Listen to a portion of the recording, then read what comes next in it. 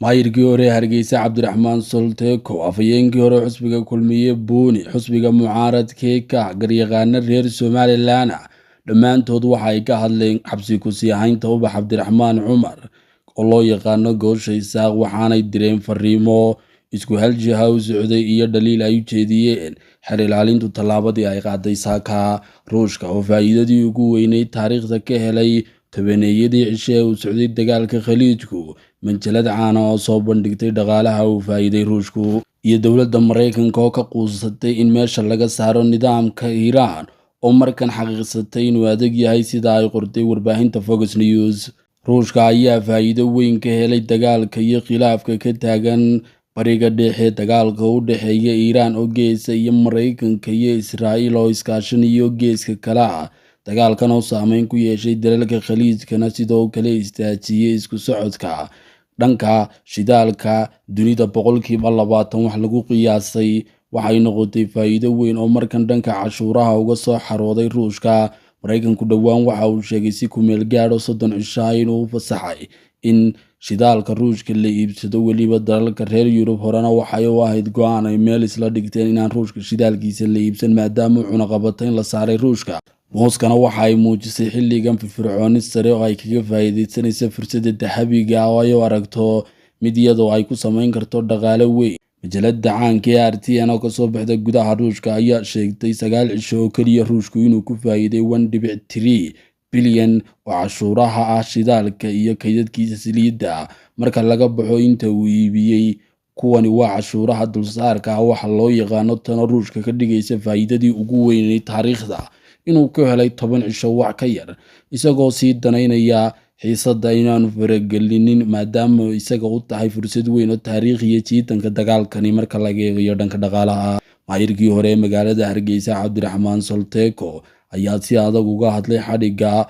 Ubax Cabdiraxmaan Cumar oo loo yaqaano Goosha Isaaq. Waxa uu sheegay in hay'adaha la ixtiraamo gaar ahaan madaxweynaha ayuu soo jeediyay fariin madaxweyne ixtiraam sharciga iyo hay'adaha kala madaxa bannaan ee sharciga inoo dhisan sida garsoorka oo go'aamiyay saaka in la sii daayo Ubax kadib markii laga qaaday ganaaxa waraaqdeedii sii deynta haydna ay ka soo baxday maxkamadda in markan haddana mar kale lagu sii hayo. Waxa uu sheegay inay tahay tallaabo muujinaysa sharci darro weyn oo loo qaaday dhanaan wanaagsaneyn tallaabadana inay ka soo laabato xukuumaddu gaar ahaan madaxweynuhu oo uu si toosa Solteko ugu xidhiidhiyay kiiskan. xusbiga mucaaradka ka haya isaguna sidoo kale ka hadlay xadhigga Ubax Cabdiraxmaan Cumar Goosha Isaaq oo uu sheegay inuu yahay mid baalmarsan awoodihii sharciga maadaama la dhameeyay qaynuunkii sharciga ahaa iyo garsoorkii xukunkana markan jidkii iyo dariiqadii ay kala ahayd ay martay muwaadiniintu isla markaana xadhiggeedana la iibiyay ganaaxina la shubay waraaqdii sii deynteeduna ay ka soo baxday maxkamadda.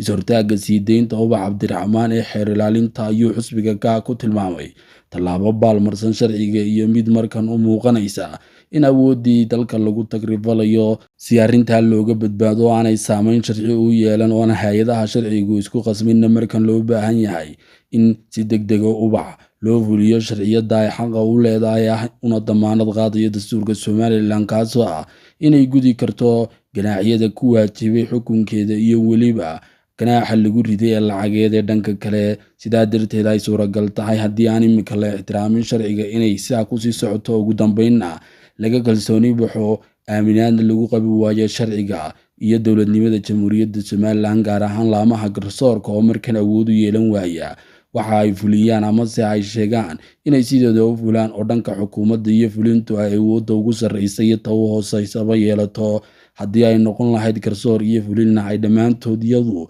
dusha ku qaadato ugu dambeynna loo tegi doono sharci dejinta. tallaabadanna waxa uu ku sheegay mid aan sinaba loo aqbali karin. afhayeenkii hore xusbiga kulmiye wasiirkii hore golayaasha dastuurka iyo sharci dejinta Cabdinaasir Maxamed Xasan Buuni ayaa isaguna ka mid ahaa dadka ka hadlay xadhigga Ubax Cabdiraxmaan Cumar oo loo yaqaano Goosha. waxa uu sheegay xadhiggeedu hadda inay ka hadlaan inay u bannaan tahay maadaama markii hore ay sugayeen waxa ay ka yeesho laamaha cadaaladda iyo maxkamadda la horgeynaya. ugu dambeynse maanta waxa dhacay waxa uu ku sheegay in aanay hayn tallaabo wanaagsan. sidoo kale waxa uu dhaliilay xukuumadda oo uu sheegay tallaabooyinka ay qaaday 3 bilood ee ugu dambeeyay inay kala fogeeyeen qulubta iyo dareenka bulshada Somaliland, taasina ay khatar ku tahay jamhuuriyadda Somaliland. Waxa uu sheegay hay'adaha sharciga haddii aan la ixtiraamin go'aanada ka soo baxa inay muujinayso cawaaqib aan wanaagsanayn. Qaar ka mid ah garyaqaanada Somaliland ayaa iyaguna ka hadlay, waxaanay sheegeen inaanay tallaabadani ahayn mid habboon.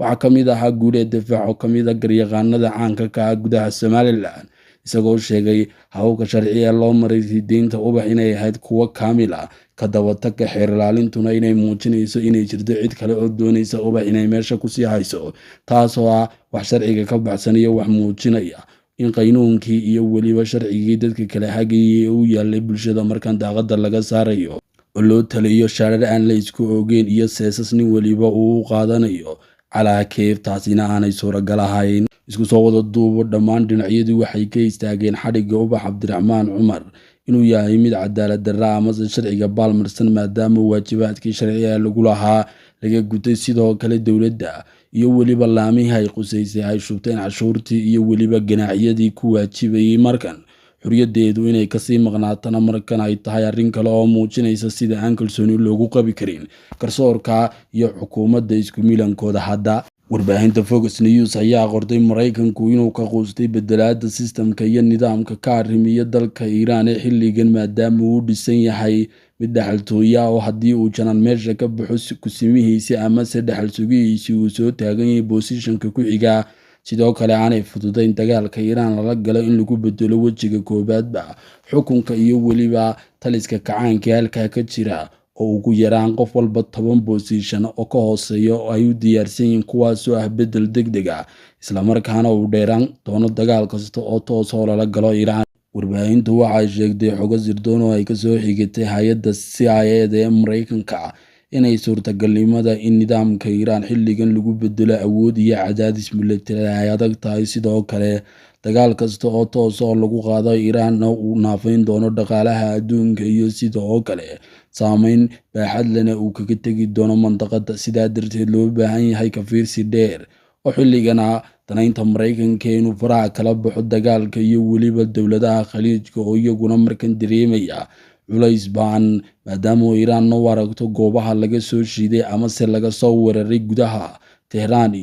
inay iyagu yihiin. Sidaa darteed ay beegsatay islamarkaana aanay haysan awoodo muuqda oo ay kaga hortegi karaan weerarada Iiraan ay ka fulinayso xilligan gudaha dalalka khaliijka, oo iyaguna cadaadis diblomaasiyadeed ku saaraya Maraykanku inuu si toosa faraha ugala baxo dagaalka Iiraan. Iiraan waxa ay sheegtay Maraykanka joogitaankiisa bariga dhexe oo dhan inay tahay xaaraan ilaa Maraykanku bariga dhexe ka urursadana aanu dagaalku istaagayn, tan oo muujisay damaca Iiraan xilligan inuu ka ballaaran yahay soo weerarin oo kaliya ay doonayso inay ka tifayso gobolka guud ahaan. Talisyada Maraykanku ku leeyahay dalalka khaliijka, tan ayaana keentay in 15 xubnood ee golaha ammaanka ay si toos u dhaleeceeyaan weerarada khaliijka lagu qaadayo ee ka dhanka madax bannaanidooda. Iiraanna ay ugu goodiyaan in la saari doono cunaqabatayn adag oo dowladnimadeeda xitaa dhaawici doonta, taasoo meesha ka saari doonta haysashada xubinnimada ay ka mid tahay markan ururka caalamiga iyo sidoo kale inay noqon doonto dowlad go'doon ah